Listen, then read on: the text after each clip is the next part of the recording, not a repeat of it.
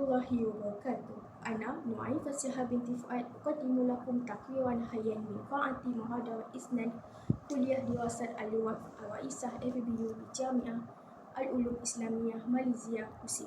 حيث يقام اليوم برنامج واقع صحافة عربية بتنظيم من سكرتاريات العربية مع اتصالات الجامعة العلوم الإسلامية ماليزيا USI.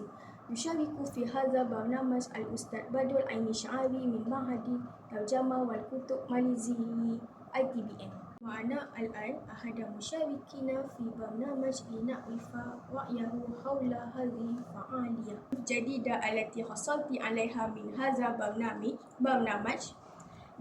من خلال هذا البرنامج تعلمت كثيرا عن العالم الإعلامي والصحفي باللغة العربية وكيفية الإلقاء وتقديم الأخبار بثقة وطريقة فعالة، كما أنني أشعر بالحماس لتطوير مهاراتي في التواصل باللغة العربية.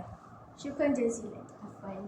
شكرا جزيلا على مشاركتكم. بحقي هذا برنامج يعد فرصة قيمة للطلاب للتعرف على عالم صحفي وتطبيق اللغة العربية في مجال الإعلام. مع السلامة، كنت معكم نعيف فاسحة بنت فؤاد، تلفاز جامعة TV اللغة.